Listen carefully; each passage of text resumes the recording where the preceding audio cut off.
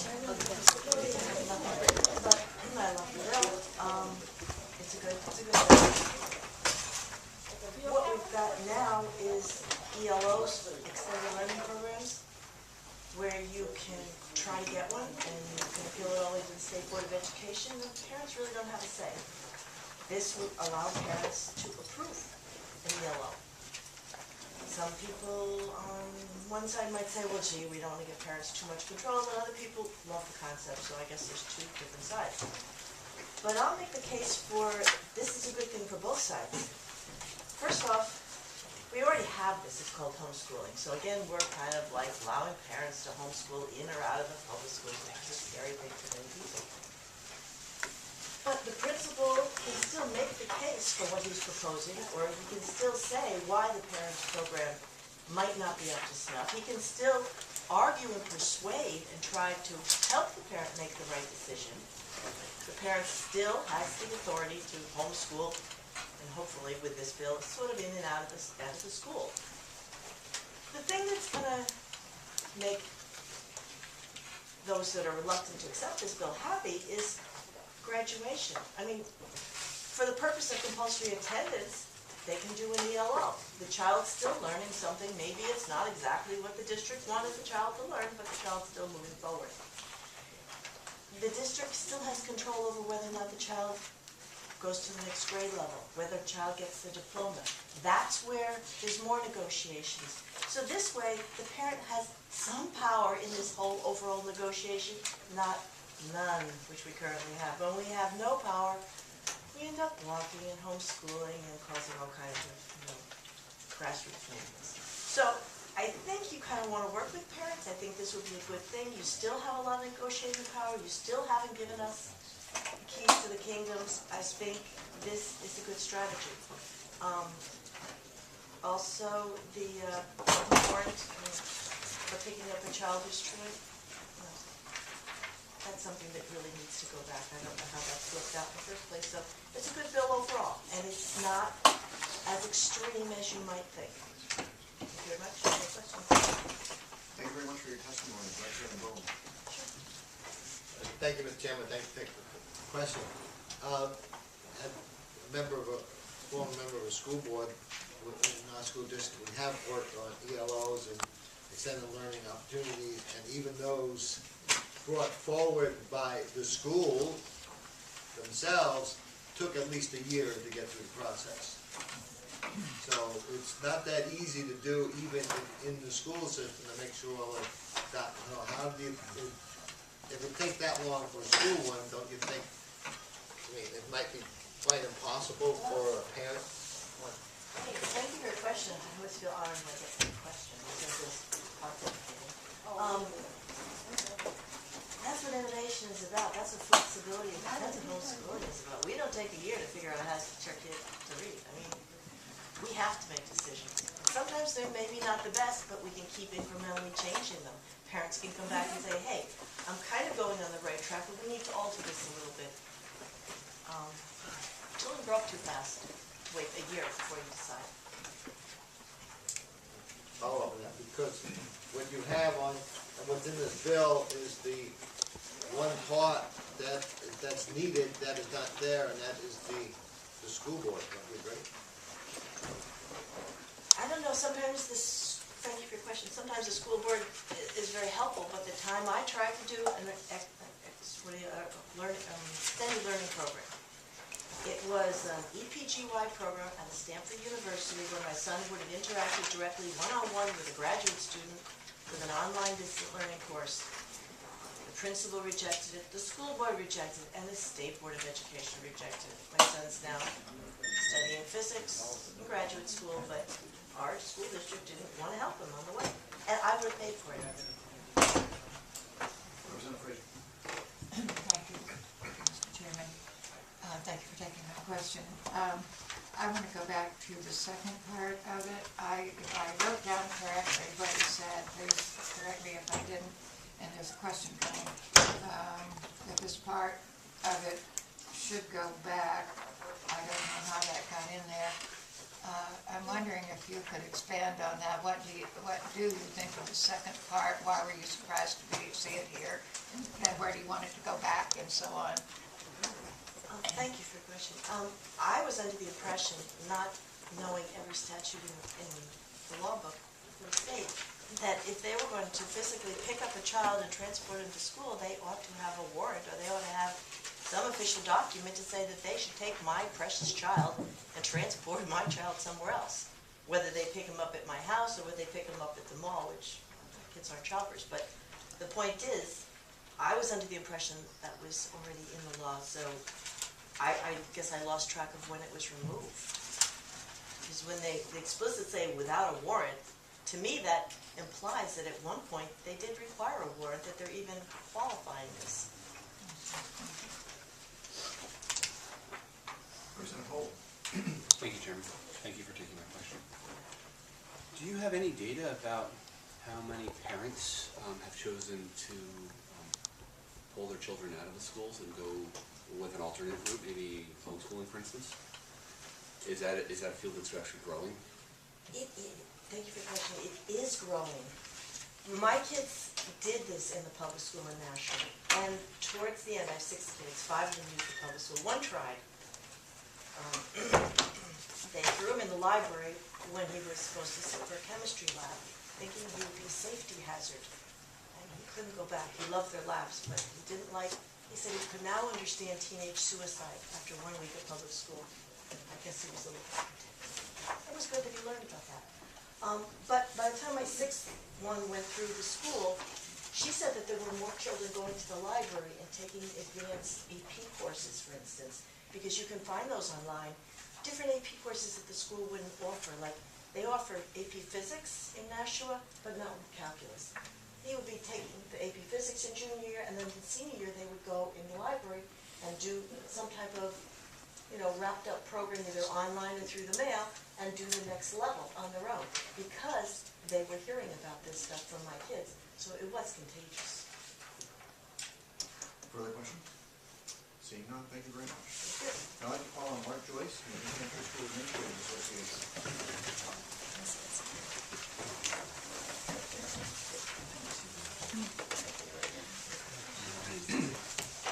Welcome to House Ed. Thank you very much, Mr. Chairman, members of the committee. Mark Joyce on behalf of New Hampshire School Administrators and New Hampshire Special Education Administrators. We are here in opposition to this bill for 3 reasons. First of all, we think it is contrary to the public good and good state policy. Secondly, the history of this bill shows the willingness of the legislature to provide alternatives and to accommodate virtually all need. And thirdly, and quite practically, we don't see this as a problem. We have not, through our members in any district, ran into an issue since this law was passed. In terms of public good, we have debated and discussed over time this session the value of public education in New Hampshire. We think it's a fundamental right of all children, and we think it's equally, perhaps even more important, for children whose parents are not engaged. And this bill in part addresses some of those children who are not advantaged by having parents who are fully involved. 2 parts that we are in particular of concern relate to having the alternate and equal, not co-equal, but alternate authority of a parent to approve an alternative learning plan, which is representing the fact that the school district is certifying that completion. Now, as previous testimony has said, a parent can always opt to home educate. But in this case, you're substituting the parent's decision to gain certification of a school activity. And so it's not and, it's or, in this instance, in line 4. The truancy issue addresses the concern we have for a significant minority of New Hampshire children whose parents are not fully engaged with their children and have in many cases abandoned them and acquiesced to their avoidance of school. The Senate is hearing this afternoon a bill looking at the truancy issue for our largest city. Senator Booton is recommending that from Manchester. where the schools now, with the absence of the Chins law, have no leverage, no encouragement for a child to come to school. You notice in this language, it would require the truant officer to seek a warrant or the permission of a parent who may not be engaged or present in order to return the child to a safe environment that is controlled by you, by the public. So the public schools are not here an enemy. We do not see this in some as an issue, other than an ideological issue, where again we wish to substitute the judgment of the public good, by your representatives, by the sole discretion of a parent. Now, if we lived in a world where all parents were fully committed and engaged, as no doubt our sponsors here today were, this would be a different question. We wouldn't have the problem of truancy. We wouldn't have the problem of kids who do not have people caring for them. So again, in sum, we do not think this is good public policy. We believe that it is substituting a parent's judgment for the certification of a school program. And finally, we practically do not see this as a problem. The advent of the 18 attendance is relatively new, as product has been a significant drop in dropouts for New Hampshire. Schools have become increasingly flexible in dealing with those needs. And as had been previously alluded, the appeal process is quite clear and extensive. It's not a principal saying no, it's superintendent. If the superintendent's action is not approved, it's always appealable to the school board, who are the elected public reps. And if for some reason a parent's not satisfied with that, it is always appealable to the State Board of Education. And not once have I seen evidence that those bodies are adverse to parent rights. I thank you for the opportunity to speak. Thank you very much for your testimony. Any questions from the committee? Representative St. Cyr. Thank you, Mr. Chairman. Thank you, Dr. Joyce. My question for you is in the first part of the bill, where it describes how the plan is developed by the pupil, guidance counselor, principal, and at least one parent or guardian, and then the superintendent, under current statute, has the authority to approve or disapprove of the learning plan. Why would the parent permission need to be included at the end, when the parent was included in developing what the alternative plan was going to be before it was submitted to the superintendent? I would agree. I don't think it should be. Thank you. Representative Ladd. Thank you very much, Mr. Chair. In the same paragraph and around the same issue, do our alternative plans right now developed within the school through teacher, principal, parent, approved by the superintendent, is that clause there, or that portion of the law there to ensure, does the school, I'm having a hard time wording this, does the school pay for any alternative plans? Well, it all depends on what that alternative plan might be. This was put in to handle the incidents when the age moved from 16 to 18, where we had students who were interested in divergent, personalized learning plans. You may have recalled the extensive interest in that subject by the State Board of Education, particularly State Board member Fred Vermonti. And so this was there to accommodate extended learning opportunities, virtual learning opportunities, internships, and practices that are normally approved, that are approved through the normal certification process. Because when they receive the credit from Haverhill High School, it's Haverhill High School's credit. And so there needs to be the approval of the public body to gain that. So to take it another step, could the way it's being requested here with the or parent for approval, could the parent in fact be approving an expense of, that's going to be an expense of the school district? Well, that could be a further complication of it, because certainly they would have no authority to obligate tax money for a singular purpose that escaped the normal control of the school board. Thank you. Further questions from the committee? Representative Cole. Thank you, Chairman. So, as a follow-on to that, thank you, Dr. Joyce, for taking my question. If any curriculum was solely approved by the parent, would you want to see added to the text something where at parent's expense, similar to other bills? Well, I don't think it belongs in here at all. This practice is really how to reconcile, if you will, the age 18 requirement with the school's responsibility. I think that issue may be already held by the law that you recently passed, 542. Because in that case, you would be not providing an alternative learning plan certified by the school, you'd be objecting to something, and the law is already very clear that it would be at parents' expense. President, go ahead. Thank you, Mr. Chairman, thank you for taking my question.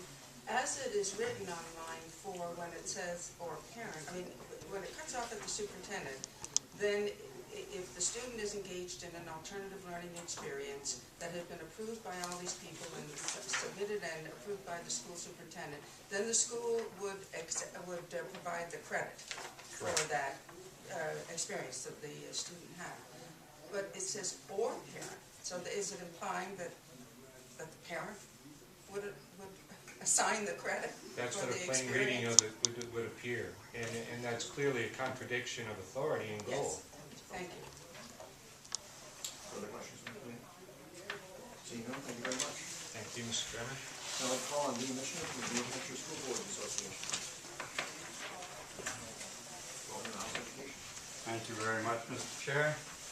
Dean Mitchell, representing New Hampshire School Boards Association in opposition to this bill, and I can be very brief. I agree totally with the comments previously made by Dr. Joyce. It's a statutory right of school boards to determine curriculum and benefits, to determine the curriculum or diplomas. Alternative learning plans, as was mentioned, is a way to provide and allow flexibility, but the determination of an acceptable credit and awarding of a high school diploma rests with the school district. And I might add that that school districts have board policies, and we distribute a model policy on alternative learning plans.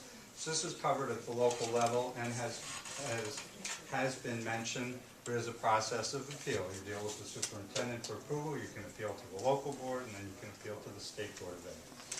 And the only thing I would add to the comments on truancy, it is the child's job, really, to be attending school. And we shouldn't need a warrant to enforce a compulsory attendance law that we see being violated.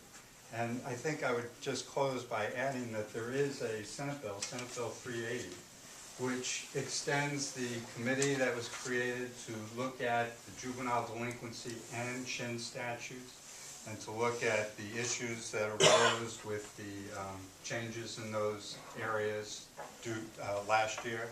And that study committee will probably have 5 House members and 2 Senate members, and they're due to report by next November 2012. I think we should wait and let that committee take a look at what some of these issues are and see what their recommendations might be. And with that, I'll close my comments. Thank you very much. Representative Adams. Is that a committee that is already in statute, or is it in a the bill? I'm sorry. It is a committee that does exist in statute. They were due to report this past November. They didn't get their job done. Senator D'Alessandro was on the committee. He's put in a bill to extend the reporting date and to increase the membership. Further questions from the committee? Seeing none, thank you very much. Now I'd call on the last speaker, Michelle Lavelle from the New Hampshire Liberty Alliance. Welcome to House Education.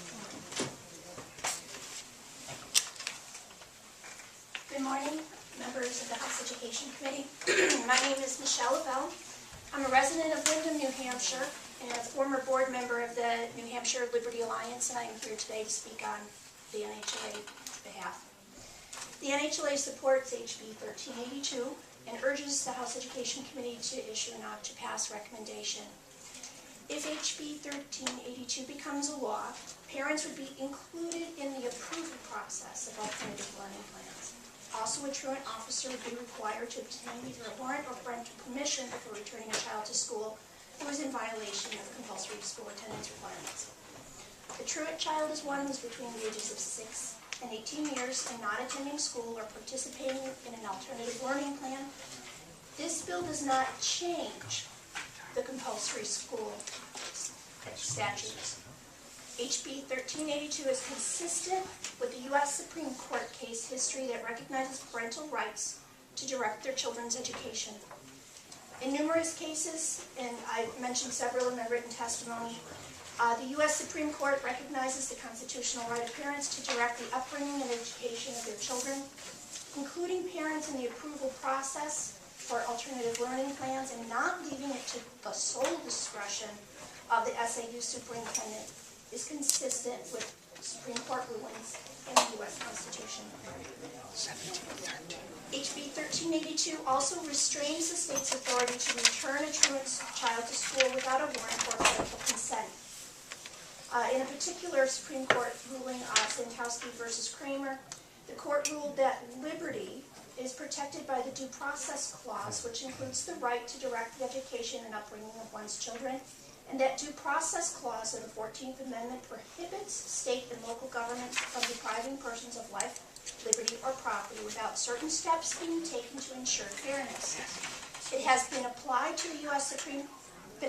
the U.S. Supreme Court to protect the fundamental rights of parents to make decisions concerning the care, custody, and control of their children.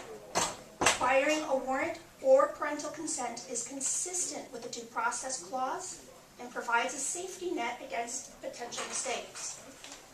I was a board member of the New Hampshire Homeschooling Coalition, which is one of the largest support homeschool groups in this state from 2006 to 2008. And during that time, the board was notified of a situation when 2 homeschool teens were inappropriately harassed by a security member of the New Rockingham Mall in Salem. The father had dropped them off at the mall to begin Christmas shopping while he parked the car. During that very brief interval, the teens were approached and harshly questioned by a mall security officer about why they were not in school and not in the presence of a parent. The officer further threatened the teens with forcibly returning them to school and was about to call police when the father arrived and cleared up the misunderstanding. What would have happened if the father had not arrived just then? And why should non-truant children be unduly threatened by mistaken officers? As a homeschooling parent myself, I have been very cautious about taking my children to public places during school hours. My children and I have been harshly questioned by complete strangers as we go about our normal everyday business. And this has happened at parking lots and even the grocery store. For 4 years, my children received private foreign language tutoring at a local library, where we would meet their instructor every week for their class time. And although my children were between the ages of 11 to 14, well-behaved and appropriately engaged, we were always very concerned about them being unaccompanied by an adult during school hours because somebody might think they were truant and call the police or call some other truant officer to come and take them to whatever school they thought they belonged to. No parent should have to have apprehensions about their children being physically forced to return to school without either proper legal authority or without the parental consent. Please support HB 1382, which recognizes the parent's right to direct their children's education and custody in accordance with the Constitution and United States Supreme Court rulings. Thank you. Thank you very much for your testimony. Any questions? Thank you, Mr. Chairman, and thank you for my question. My question for you is in the first part of the bill, which I know you referenced regarding parental approval. Do you believe that when current learning plans are being adopted at the local level, that the pupil guidance counselor and the school principal are submitting learning plans without the parental permission or approval to the superintendent? Is that something that's currently happening within our local districts? What I hear from parents is that they disagree with the recommendation that's coming out of some of those recommendations, and they would like to see some changes before it's actually implemented. Any follow-up? Thank you, Mr. Chairman. I guess one of the questions I have is why does the parent need to be a part of developing the plan at the same time they're also under this bill given the authority to approve the plan? If the parent has concerns with the way the plan is being developed, would it be better for the school guidance counselor and the principal to develop the plan to submit to the parent and superintendent for approval? would that be anything better than what is currently happening in our school districts? What I'm hearing from parents is that they need to be part of the process, which is part of what's already in the rule, but sometimes the end result is not something that they're happy with. And that's why having parental approval is also critical. Representative Bath? Thank you. Thank you, Mr. Chairman, and thank you for taking my question. I guess where does this leave the student? If the student has an alternative learning plan in which the parent has been involved in developing, and it is approved by the parent, where does it leave the student in terms of wanting to go on or progress in that particular subject? They get no credit if the superintendent has not approved of it, if the school district has not approved it. I mean, ideally, I would prefer it to be a cooperative process. But I think the reason this language is there is because it hasn't always been, and sometimes things are being implemented with the school or the SAU approval without it. I'm sorry. I just wonder if I could follow up. Could and be substituted for or? I think that's a real cooperative, probably. I personally would prefer a more cooperative setting where it's something that all the parties would agree to. So that would take care of the concerns with the accreditation and the school being comfortable issuing their stamp of approval on it. But I think eliminating parents, as the current statute does, is very problematic because although parents might have been involved in it, they're not always happy with the eventual outcome. Thank you. Representative Bryan? Thank you, Mr. Chair. Ms. Lovell, you have been speaking about parents who have spoken to you about their dissatisfaction with the end product. Have they appealed the decision to the superintendent, to the school board, to the State Board of Education? Have they gone through the appeal process? My understanding is that a lot of the parents feel intimidated to be able to, or don't even know that there is an appeal process available to them. Other questions? Seeing none, thank you. I have no more pink cards, so I'm going to close the public hearing on House Bill 1382. I just wanted to mention to the gentleman over on the